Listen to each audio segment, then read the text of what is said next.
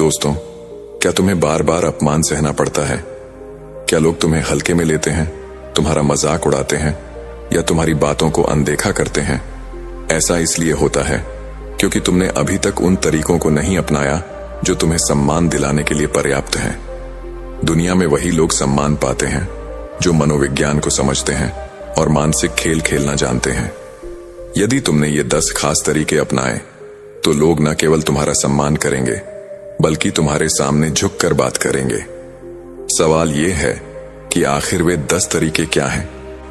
हर इंसान की एक अदृश्य आभा होती है जो यह तय करती है कि लोग उसे किस तरह देखते हैं, सम्मान के साथ या मजाक बनाकर। यदि तुम्हारी आभा कमजोर है तो चाहे तुम कितने भी अच्छे इंसान क्यों ना हो, लोग तुम्हें हल्के में लेंगे। लेकिन यदि तुम अपने मनोवैज्ञानिक हथियारों का सही इस्तेमाल करना सीख जाओ तो वही लोग तुम्हारे सामने झुककर बात करेंगे। सम्मान कोई मांगने की चीज नहीं है, इसे छीनना पड़ता है। इसके लिए तुम्हारी सोच, तुम्हारी शारीरिक भाषा, तुम्हारी चाल, तुम्हारी आंखों की गंभीरता और तुम्हारे चेहरे का भाव यह तय करते हैं कि लोग तुम्हें कितनी अहमियत देंगे। यदि तुम झुके हुए कंधों और डरी हुई नजरों के साथ चलोगे तो लोग तुम्हें कभी गंभीरता से नहीं लेंगे। इसलिए अगली बार जब किसी भीड़ में जाओ, अपनी शारीरिक भाषा को प्रभावशाली रखो। सीधे खड़े रहो, तेज लेकिन नियंत्रित चाल चलो और अपनी आंखों से लोगों को देखना सीखो जैसे तुम उनके दिमाग को पढ़ रहे हो।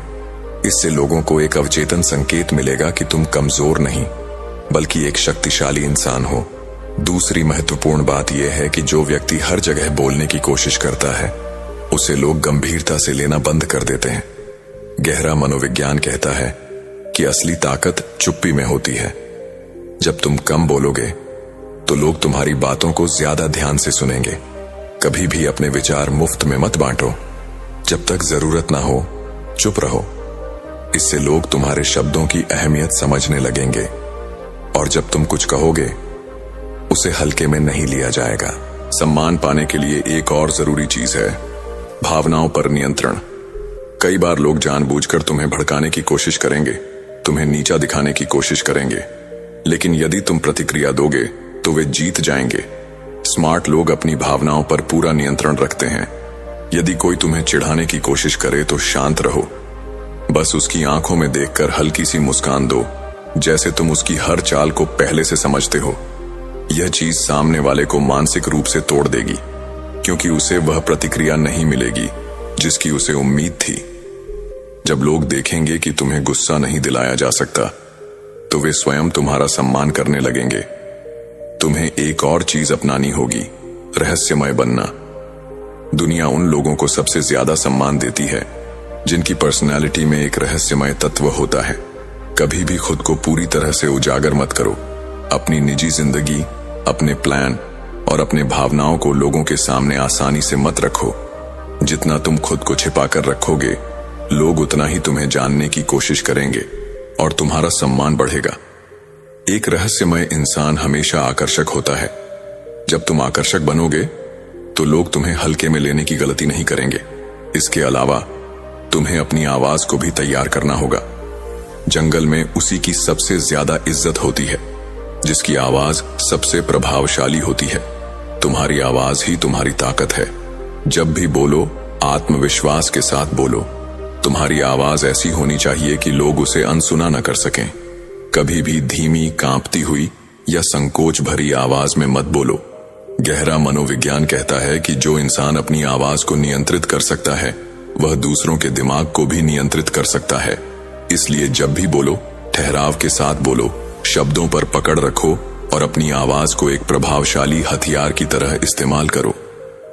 सम्मान पाने का अगला नियम है हर किसी को अपनी पहुंच आसानी से मत दो। लोग हमेशा उसकी इज्जत करते हैं जो उन तक आसानी से उपलब्ध नहीं होता। यदि तुम हर किसी के लिए उपलब्ध हो, हर किसी से तुरंत बात कर लेते हो, हर कॉल का जवाब तुरंत दे देते हो, तो लोग तुम्हें हल्के में लेने लगते हैं। लेकिन जब तुम अपनी मौजूदगी को सीमित कर देते हो, जब तुम खुद को कम उजागर करते हो, तो लोग तुम्हें गंभीरता से लेने लगते हैं। अपनी कीमत को समझो और खुद को ऐसा मत बनाओ कि लोग तुम्हें हल्के में लेने की हिम्मत कर सकें। सबसे जरूरी बात, कभी माफी मत मांगो जब तक कि वह वाकई जरूरी ना हो। कमजोर लोग बार बार माफी मांगते हैं, लेकिन ताकतवर लोग अपनी गलतियों को सुधारते हैं बिना झुके। यदि तुम हर छोटी बात पर माफी मांगते रहोगे तो लोग तुम्हें कमजोर समझेंगे। जब भी कोई गलती हो उसे स्वीकार करो, लेकिन मजबूती से खड़े रहो। माफी मांगने से ज्यादा जरूरी है कि तुम अपनी ताकत को बनाए रखो और लोगों को यह एहसास दिलाओ कि तुम खुद की इज्जत करते हो। ये वे गहरे मनोवैज्ञानिक नियम हैं जो तुम्हारी पूरी पर्सनैलिटी को बदल सकते हैं। यदि तुम इन्हें सही से अपनाओगे तो कोई भी तुम्हारा अपमान करने की हिम्मत नहीं करेगा। लोग तुम्हें सिर्फ एक और इंसान की तरह नहीं, बल्कि एक शक्तिशाली व्यक्तित्व की तरह देखेंगे। जब तुम इन नियमों को अपनाना शुरू करोगे तो शुरुआत में तुम्हें अजीब लगेगा। तुम्हें ऐसा महसूस होगा कि लोग तुम्हारे इस नए बदलाव को नोटिस कर रहे हैं और कुछ लोग इसे चुनौती देने की कोशिश करेंगे। लेकिन यही वह पल है जब तुम्हें खुद पर अडिग रहना है। जो लोग तुम्हें पहले हल्के में लेते थे वे अचानक तुमसे अलग व्यवहार करने लगेंगे। कुछ तुम्हें नीचा दिखाने की कोशिश करेंगे, कुछ तुम्हारे धैर्य की परीक्षा लेंगे, लेकिन तुम्हें शांत रहकर सिर्फ एक चीज करनी है, इन्हें अनदेखा करना और अपनी पर्सनालिटी को और मजबूत बनाना। याद रखो, लोग तुम्हारे साथ वैसा ही व्यवहार करेंगे जैसा तुम उन्हें करने दोगे। यदि तुमने आज खुद को मजबूत बना लिया तो लोग तुम्हें हल्के में नहीं लेंगे, लेकिन यदि तुम पुराने तरीके से ही जिए तो वही पुराना परिणाम मिलेगा। कोई तुम्हारी बातों को गंभीरता से नहीं लेगा, कोई तुम्हें सम्मान नहीं देगा। इसलिए अपने अंदर उस गहरे प्रभाव को विकसित करो जो तुम्हारी मौजूदगी को दमदार बनाए। एक और चीज जो तुम्हें सीखनी होगी वह है धैर्य और सटीक प्रतिक्रिया। हमेशा याद रखो, तेजी से प्रतिक्रिया देने वाले लोग कमजोर माने जाते हैं। जब कोई तुम्हें उकसाने की कोशिश करे, तुम्हारे आत्मसम्मान पर चोट करे या तुम्हें गुस्सा दिलाने की कोशिश करे, उसी वक्त जवाब मत दो। पहले सोचो, स्थिति का आकलन करो और फिर ऐसा जवाब दो जो सामने वाले को भीतर तक हिला दे। जब तुम हर बात पर तुरंत प्रतिक्रिया नहीं दोगे तो लोग तुम्हारी सोचने की क्षमता को समझने लगेंगे और तुम्हें हल्के में लेना बंद कर देंगे। इससे तुम उनके दिमाग को अपने हिसाब से नियंत्रित कर पाओगे, और जब तुम ऐसा कर पाओगे तो लोग तुम्हारा सम्मान करने पर मजबूर हो जाएंगे, क्योंकि उन्हें लगेगा कि तुम उनसे ज्यादा समझदार हो। अब सबसे जरूरी सवाल, तुम यह बदलाव कब शुरू करोगे? यदि तुम इस पर सिर्फ सोचते रह गए और इसे अपनी जिंदगी में लागू नहीं किया तो सब कुछ वैसा ही रहेगा जैसा अभी है। लोग तुम्हें हल्के में लेंगे, तुम्हारे साथ बुरा व्यवहार करेंगे और तुम्हारा सम्मान नहीं करेंगे। लेकिन यदि तुम आज से ही खुद पर काम करना शुरू कर दोगे तो धीरे धीरे तुम्हारी पर्सनैलिटी में ऐसा बदलाव आएगा जो हर किसी को नोटिस करना पड़ेगा। लोग तुम्हारी ओर आकर्षित होंगे, तुम्हारी मौजूदगी को महसूस करेंगे और तुम्हें वह सम्मान देंगे जो तुम डिजर्व करते हो। अब फैसला तुम्हारे हाथ में है। क्या तुम वही पुराना इंसान बने रहना चाहते हो जिसे कोई गंभीरता से नहीं लेता, या फिर अपने अंदर एक नया शक्तिशाली इंसान बनाना चाहते हो जिसे देखकर लोग सम्मान करें?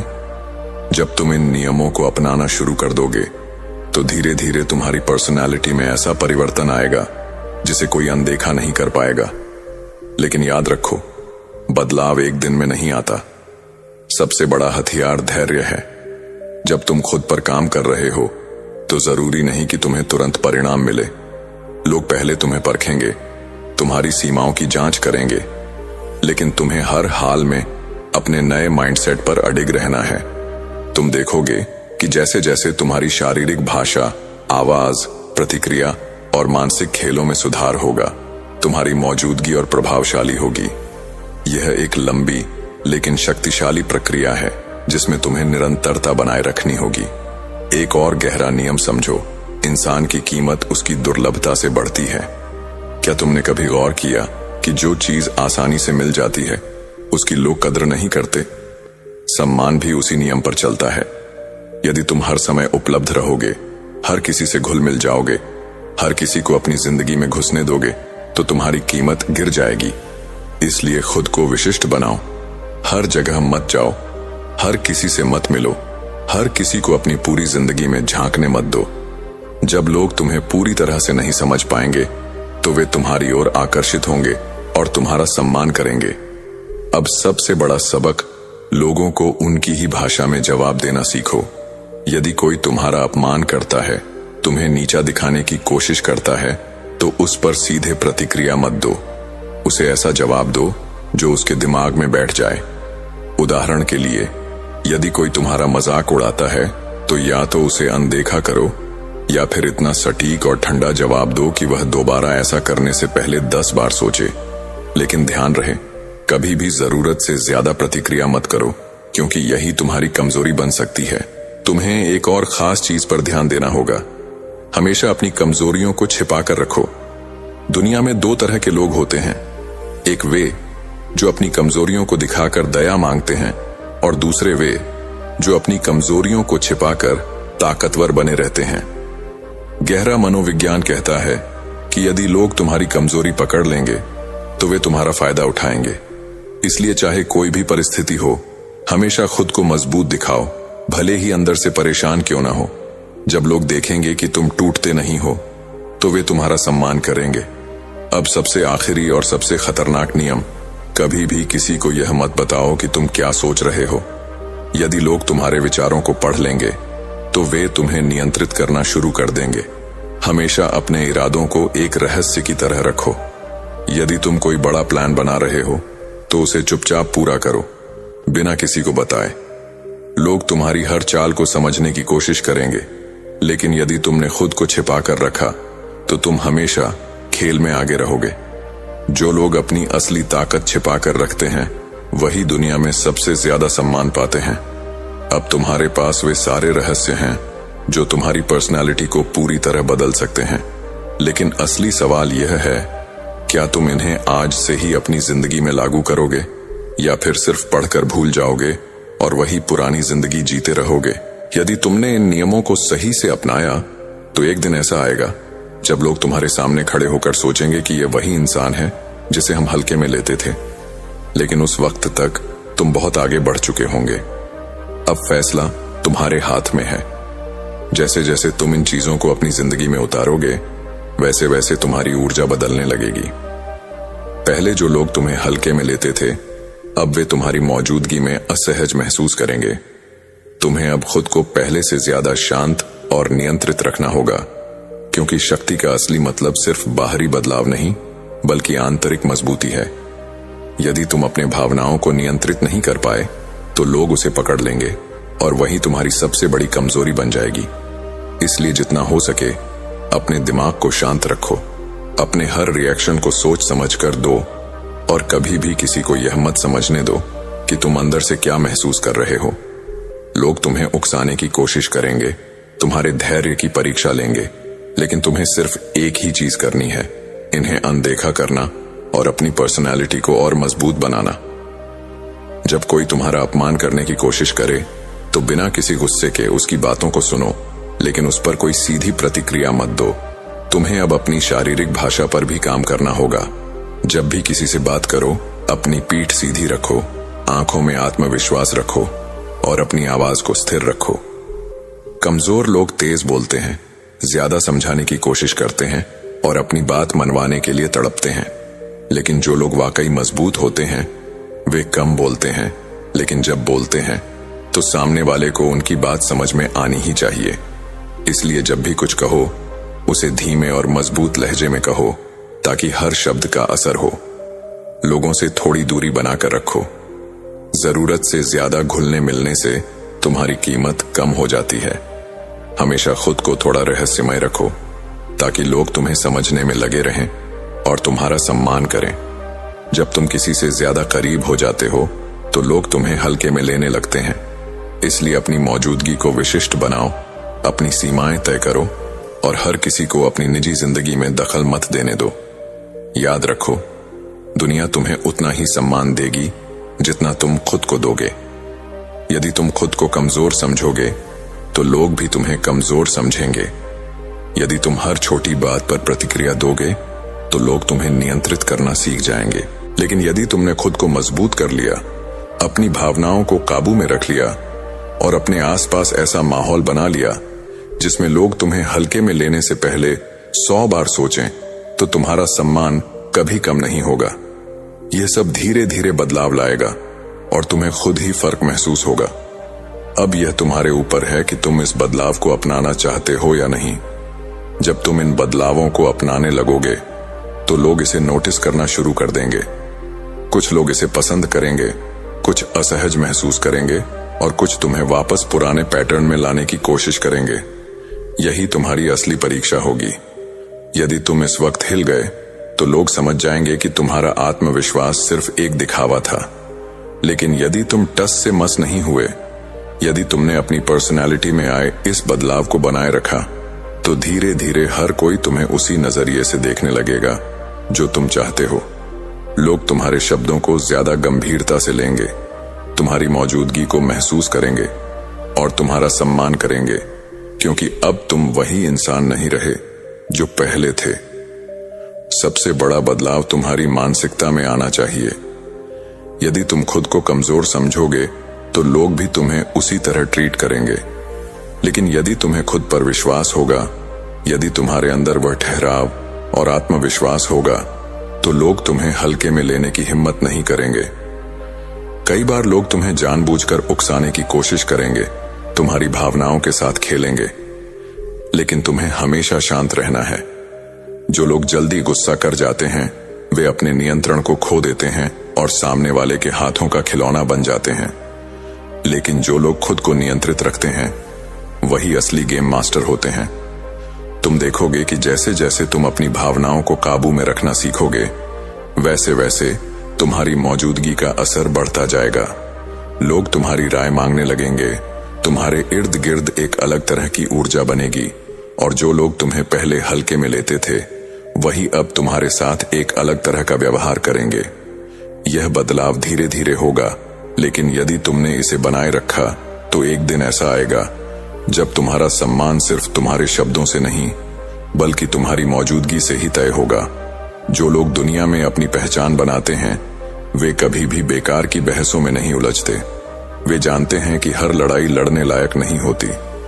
कभी कभी सबसे बड़ी जीत यह होती है कि तुम सामने वाले को यह दिखाओ कि उसकी बात का तुम्हारे ऊपर कोई असर ही नहीं हुआ। जब लोग देखेंगे कि तुम किसी भी स्थिति में विचलित नहीं होते, तो वे तुम्हें एक अलग नजरिए से देखने लगेंगे। तुम्हें अब उन चीजों पर भी ध्यान देना होगा जो तुम्हारी पर्सनालिटी को और निखार सकती हैं। जब तुम खुद को बेहतर बनाना शुरू करोगे, अपनी क्षमताओं को बढ़ाने लगोगे, तो तुम्हारी कीमत अपने आप बढ़ जाएगी। लोग उन लोगों की इज्जत करते हैं जो खुद को दूसरों से अलग साबित कर सकते हैं। यदि तुम्हारे अंदर कोई खास स्किल है तो उसे और बेहतर बनाओ। यदि तुम्हारी बातचीत की शैली कमजोर है तो उसे सुधारो। यदि तुम्हारा आत्मविश्वास डगमगाता है तो उसे मजबूत करो, क्योंकि जब तुम खुद को लगातार सुधारते रहोगे तो लोग तुम्हारा सम्मान करने पर मजबूर हो जाएंगे। एक और चीज जिसे समझना बहुत जरूरी है, हमेशा अपनी अगली चाल को छिपा कर रखो। यदि लोग यह जान जाएंगे कि तुम आगे क्या करने वाले हो तो वे तुम्हें रोकने की कोशिश करेंगे। लेकिन यदि तुम्हारी हर चाल उनके लिए एक रहस्य बनी रहेगी तो तुम हमेशा खेल में आगे रहोगे। दुनिया में वही लोग सबसे ज्यादा सफल होते हैं जो अपनी योजनाओं को अपने तक रखते हैं और सही वक्त पर सही कदम उठाते हैं। ये बदलाव आसान नहीं होगा। तुम्हें कई बार खुद को याद दिलाना पड़ेगा कि तुम यह क्यों कर रहे हो। तुम देखोगे कि कुछ लोग तुम्हें रोकने की कोशिश करेंगे, तुम्हारे आत्मविश्वास को तोड़ने की कोशिश करेंगे, लेकिन तुम्हें इन सब से ऊपर उठकर खुद को साबित करना होगा, क्योंकि जब तुम खुद को पूरी तरह से बदल लोगे तो दुनिया भी तुम्हें उसी तरह देखेगी जैसे तुम चाहते हो। अब यह तुम्हारे हाथ में है कि तुम इस बदलाव को अपनाते हो या फिर वही पुराने पैटर्न में वापस चले जाते हो। जब तुम इस सफर पर आगे बढ़ोगे तो एक चीज और नोटिस करोगे, तुम्हारे पुराने दोस्त, रिश्तेदार या जानने पहचानने वाले अब पहले जैसे व्यवहार नहीं करेंगे। कुछ लोग तुमसे दूरी बनाने लगेंगे, कुछ तुम्हें बदलने की कोशिश करेंगे और कुछ तुम्हें नीचा दिखाने के बहाने ढूंढेंगे। यही वह मोड़ होगा जहां तुम्हें तय करना होगा कि तुम्हें आगे बढ़ना है या फिर पीछे लौट जाना है। यह बदलाव तुम्हारे लिए फायदेमंद है, लेकिन दूसरों के लिए नहीं। उन्हें तुम्हारा पुराना कमजोर रूप ही पसंद था, क्योंकि तब वे तुम्हें नियंत्रित कर सकते थे, तुम्हारा अपमान कर सकते थे और तुमसे अपनी बात मनवा सकते थे। लेकिन अब जब तुमने खुद को बदल लिया है तो उन्हें यह बर्दाश्त नहीं होगा। तुम देखोगे कि लोग तुम्हें उकसाने की कोशिश करेंगे, वे तुम्हारी भावनाओं से खेलने की कोशिश करेंगे, तुम्हें गुस्सा दिलाने की कोशिश करेंगे, तुम्हें वापस वही लौटाने की कोशिश करेंगे जहां से तुमने शुरुआत की थी। लेकिन यही तुम्हारी असली परीक्षा होगी। यदि तुमने खुद को संभाल लिया, यदि तुमने उनके शब्दों को अनदेखा करना सीख लिया, तो समझ लो कि तुमने वह ताकत हासिल कर ली है जो बहुत कम लोगों के पास होती है। इस सफर में एक और चीज होगी, तुम्हारी चुप्पी अब पहले से ज्यादा असरदार होगी। पहले जब तुम कुछ कहते थे तो लोग उसे हल्के में लेते थे, लेकिन अब जब तुम कम बोलोगे, सोच समझकर बोलोगे, तो तुम्हारे शब्दों का वजन बढ़ जाएगा। लोग तुम्हारी राय को गंभीरता से लेंगे, क्योंकि अब तुम हर बात का जवाब देने वाले नहीं, बल्कि सही वक्त पर सही चीज कहने वाले इंसान बन चुके हो। तुम्हारी शारीरिक भाषा पहले से ज्यादा प्रभावशाली हो जाएगी। जब तुम किसी कमरे में जाओगे तो लोग तुम्हारी मौजूदगी को महसूस करेंगे, भले ही तुम कुछ न कहो। यह एक अलग तरह की शक्ति होती है, ऐसी शक्ति जिसे शब्दों की जरूरत नहीं होती। सिर्फ तुम्हारा वहां होना ही लोगों को सोचने पर मजबूर कर देगा। कुछ लोग इसे समझेंगे और तुम्हारा सम्मान करेंगे, जबकि कुछ इसे सहन नहीं कर पाएंगे और तुमसे जलने लगेंगे। लेकिन तुम्हें इसकी परवाह नहीं करनी है। तुम्हें सिर्फ एक चीज करनी है, खुद को और मजबूत बनाना। अब तुम्हारी जिंदगी पहले जैसी नहीं रहेगी। तुमने जो बदलाव अपने अंदर लाए हैं, वे सिर्फ बाहरी दुनिया को नहीं, बल्कि तुम्हें भी एक नई पहचान देंगे। अब लोग तुम्हारे सामने कुछ भी बोलने से पहले सोचेंगे। अब कोई तुम्हारा अपमान करने की हिम्मत नहीं करेगा, क्योंकि तुम्हारा आत्मविश्वास सबसे ज्यादा दिखेगा। अब तुम्हारी चुप्पी भी एक ताकत होगी। जब तुम बेकार की बहसों में नहीं पड़ोगे, जब तुम बेकार की चीजों में उलझने से बचोगे, तब लोग समझ जाएंगे कि तुम्हें कोई फर्क नहीं पड़ता। और जब दुनिया को लगने लगे कि तुम्हें फर्क नहीं पड़ता, तभी तुम्हारी असली ताकत सामने आएगी। क्योंकि जो लोग आसानी से प्रभावित नहीं होते, वही लोग सबसे ज्यादा सम्मान पाते हैं। तुम देखोगे कि कुछ लोग तुमसे जलने लगेंगे, वे तुम्हें नीचा दिखाने के नए तरीके निकालेंगे। लेकिन तुम्हें सिर्फ इतना करना है, उनकी बातों को अनसुना करना और अपने रास्ते पर बढ़ते जाना। क्योंकि जब लोग तुम्हारी आलोचना करते हैं, जब वे तुम्हें गिराने की कोशिश करते हैं, तो इसका सीधा मतलब है कि तुम सही दिशा में जा रहे हो। कमजोर लोग दूसरों को नीचे गिराने की कोशिश करते हैं, लेकिन असली ताकतवर लोग खुद को और ऊपर उठाने में व्यस्त रहते हैं। तुम्हें अब अपनी जिंदगी को एक नए नजरिए से देखना होगा। पहले तुम लोगों को खुश करने की कोशिश करते थे, अब तुम्हें खुद को खुश रखने पर ध्यान देना है। पहले तुम बेवजह बहसों में पड़ते थे, अब तुम्हें सिर्फ उन चीजों पर ध्यान देना है जो तुम्हारे लिए जरूरी है। पहले तुम हर किसी को जवाब देने की कोशिश करते थे, अब तुम्हें सिर्फ उन चीजों का जवाब देना है जो तुम्हारे वक्त के लायक हैं। यही सोच तुम्हें और मजबूत बनाएगी। अब तुम्हें अपनी ऊर्जा सिर्फ अपने विकास में लगानी है। अपनी स्किल्स को और बेहतर बनाओ, अपने अंदर नई चीजें सीखो, अपने शरीर और दिमाग को मजबूत बनाओ। क्योंकि जब तुम खुद को लगातार बेहतर बनाते रहोगे, तब तुम्हें किसी और से सम्मान मांगने की जरूरत नहीं पड़ेगी।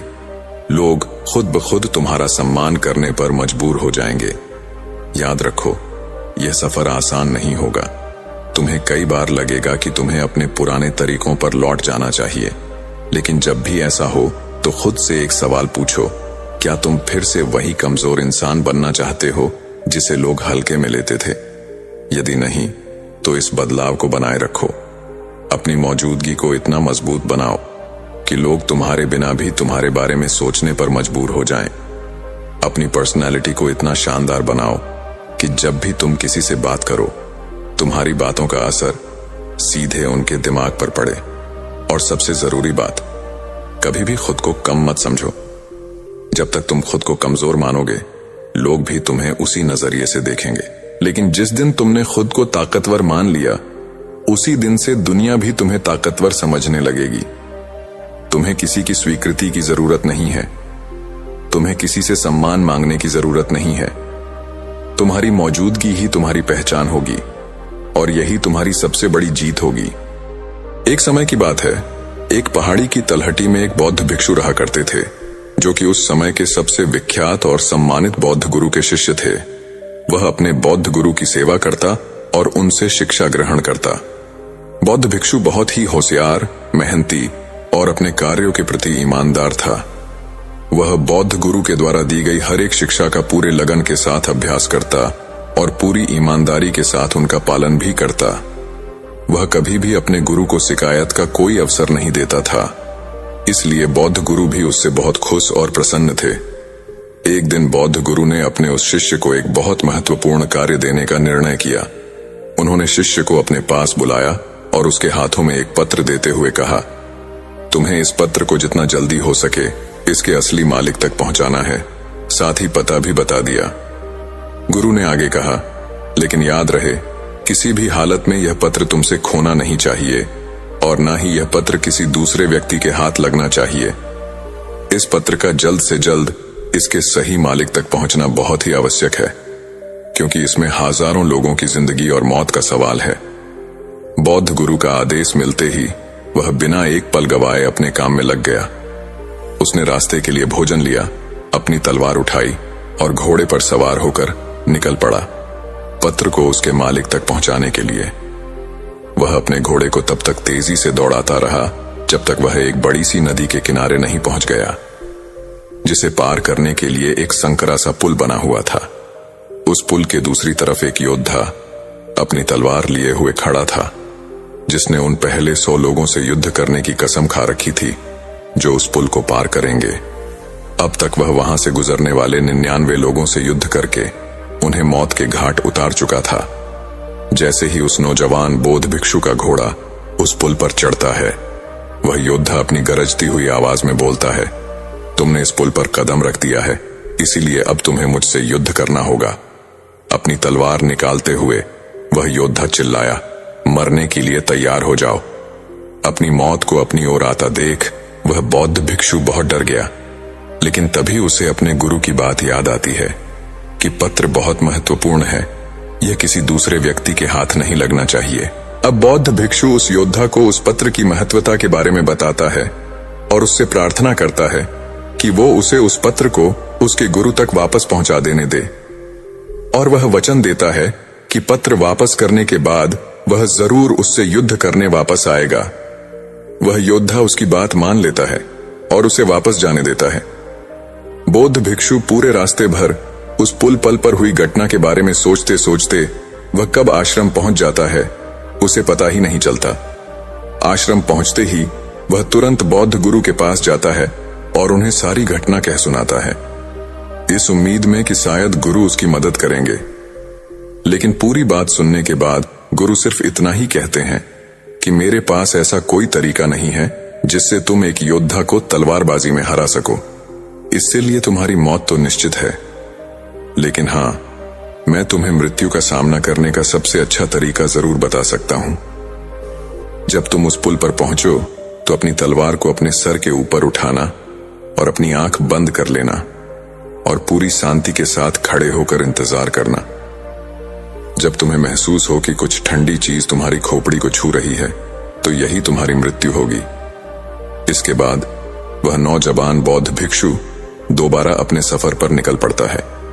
इस बार वह अपनी मौत का सामना करने के लिए पूरी तरह से तैयार था। इस बार ना तो उसके अंदर कोई घबराहट थी और ना ही किसी प्रकार का डर। जब वह उस पुल पर पहुंचता है जहां वह योद्धा उसका इंतजार कर रहा था, तो वह ठीक वैसा ही करता है जैसा गुरु ने उससे कहा था। वह अपने दोनों हाथों से तलवार को सिर के ऊपर उठाता है और आंख बंद करके मौत के ठंडे स्पर्श का इंतजार करने लगता है। जब योद्धा उस नौजवान बौद्ध भिक्षु को ऐसी अवस्था में देखता है, तो वह समझ जाता है कि जरूर यह भिक्षु किसी सच्चे महान गुरु से मिलकर आया है, क्योंकि उसने आज से पहले आंख बंद किए हुए तलवारबाजी की ऐसी मुद्रा और लड़ाई से पहले चेहरे पर इतनी शांति कभी नहीं देखी थी। उसने ध्यान से देखा, बौद्ध भिक्षु के चेहरे पर ना तो मौत का डर था और ना ही किसी प्रकार की कोई घबराहट थी। उस योद्धा ने अपनी तलवार नीचे रख दी और अपने घुटनों पर बैठकर हाथ जोड़कर कहने लगा, हे महान गुरु, मुझे मेरे इस मूर्खतापूर्ण दुस्साहस के लिए माफ करें और आप मुझे अपना शिष्य स्वीकार करें ताकि मैं आपसे अद्भुत तलवारबाजी की कलाएं सीख सकूं। दोस्तों, वो बौद्ध भिक्षु हम हैं और वो योद्धा हमारे जीवन की सबसे विकट समस्याएं हैं। कई बार हम ऐसी स्थिति में फंस जाते हैं जहां से बाहर निकलने का हमें कोई रास्ता नजर नहीं आता। तब ऐसी परिस्थिति में हमें खुद को शांत और पूरी तरह से शांत रखने की जरूरत होती है। सोचिए, अगर उस जवान बौद्ध भिक्षु ने योद्धा के सामने अपने प्राणों की भीख मांगी होती या उसके सामने रोया होता, तो बहुत बड़ी संभावना थी कि वो योद्धा उस पर हंसता और अगले कुछ ही पलों में उसे टुकड़ों में काट देता। या फिर अगर उस भिक्षु ने डर कर घबराहट और जल्दबाजी में योद्धा पर हमला कर दिया होता, तब भी उसका यही परिणाम होता। लेकिन उस नौजवान भिक्षु ने इतनी शांति और स्थिरता के साथ उस योद्धा का सामना किया और इतने उच्च कोटि के जिन का परिचय दिया कि उस समय वो उस योद्धा से भी बेहतर हो गया और परिणाम स्वरूप योद्धा उसके सामने झुक गया, क्योंकि एक योद्धा होने की वजह से उसने तुरंत यह महसूस कर लिया था कि उसका सामना उससे भी अधिक जिनका अभ्यास करने वाले व्यक्ति से हो गया है। तो चाहे परिस्थितियां कितनी भी खराब क्यों ना हो, कितना भी मुश्किल लगे उनका सामना करना, इस नौजवान भिक्षु की कहानी को याद रखना और जब भी कोई मुसीबत रूपी योद्धा आपके सामने आए तो अपनी आंखें बंद करो और शांत हो जाओ, पूरी तरह से शांत हो जाओ, और फिर आप देखोगे कि वो मुसीबत रूपी योद्धा आपके सामने भी जरूर झुकेगा। यह कहानी हमें सिखाती है कि जीवन की कठिनाइयों का सामना करने के लिए आत्म शांति और धैर्य सबसे बड़े हथियार हैं। अब डर, गुस्सा या जल्दबाजी अक्सर समस्याओं को और बढ़ा देते हैं, लेकिन अगर हम शांत होकर परिस्थिति का सामना करें तो न केवल हम समाधान ढूंढ पाते हैं, बल्कि कई बार समस्याएं खुद ही आसान हो जाती हैं। नमो बुद्धाय। अगली कहानी, कैसे हमारा एक संकल्प हमारा पूरा जीवन बदल सकता है। आइए कहानी शुरू करते हैं। क्या आपने कभी सोचा है कि हमारे जीवन के अधिकतर दुखों का कारण क्या है? अगर हम ध्यान से देखें तो यह हमारे शब्द ही हैं। बातों में उलझा इंसान कभी भी अपनी आंतरिक शांति को नहीं पा सकता। आज हम आपके लिए एक ऐसी कहानी लेकर आए हैं जो आपको सिखाएगी कि कैसे शब्दों के जाल से निकलकर आप जीवन में सच्ची शांति पा सकते हैं। यह कहानी बौद्ध गुरु के शिष्य मानव की है, जिसको गुरु ने एक संकल्प दिया और उसके जीवन को एक नई दिशा मिली। स्वागत है आपका हमारे चैनल ट्रू लाइन पर। तो शुरू करते हैं। घने जंगलों के बीच में महात्मा बुद्ध का एक बहुत ही सुंदर और विशाल आश्रम था, जहां एक प्रसिद्ध बौद्ध गुरु अपने शिष्यों के साथ रहते थे। वहां उनका एक शिष्य जिसका नाम मानव था, वह बहुत बोलता और बहुत बातें करता रहता। वह हर समय इधर उधर की बातें करता रहता।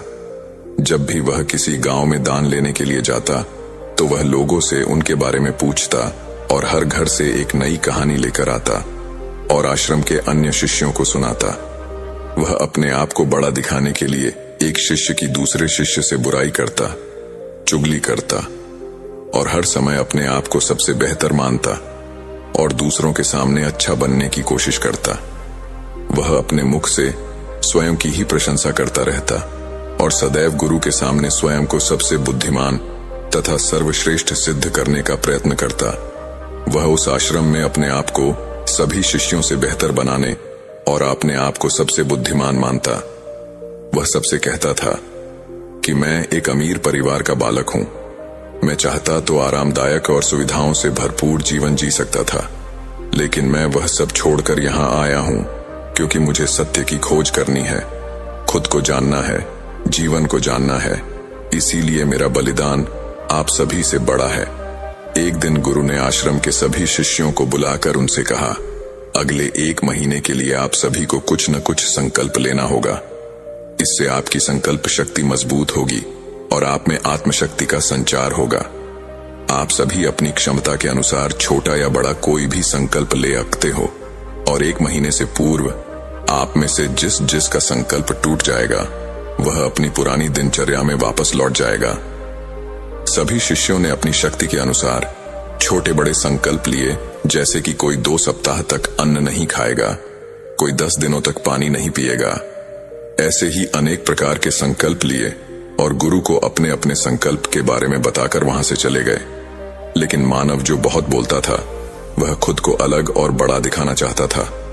वह सीधे गुरु की कुटिया में गया और बोला, गुरुदेव, मैं कोई छोटा संकल्प नहीं लेना चाहता, बल्कि मैं आपके जैसा बड़ा और महान संकल्प लेना चाहता हूं। कृपया आप ही बताएं कि मुझे क्या संकल्प लेना चाहिए।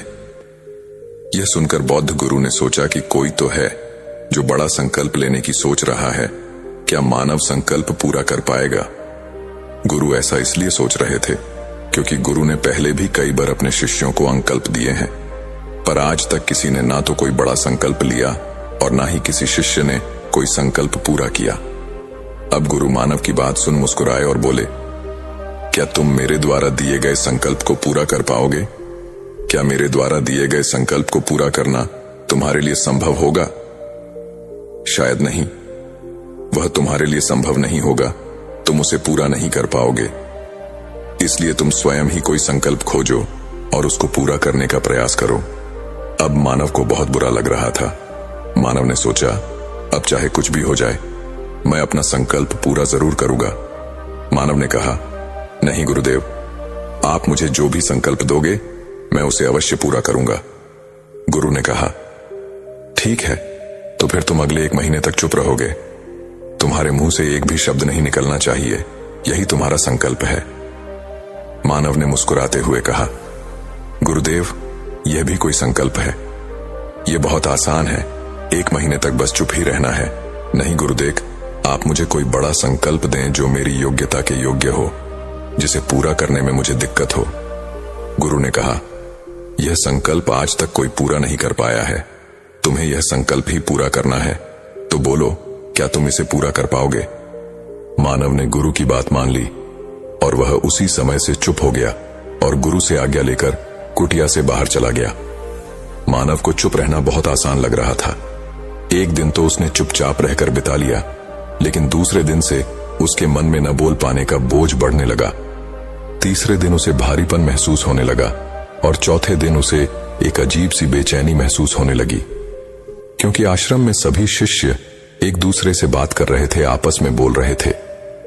मानव उनके सामने अपना पक्ष रखना चाहता था, वह उनकी बोलती बंद करना चाहता था, लेकिन उसका संकल्प उसको रोक रहा था। इसलिए वह पूरे दिन सिर्फ मुंह और आंखें ही बनाता रहता था। इस प्रकार कुछ दिन और बीत गए और वह शिष्य बीमार पड़ गया।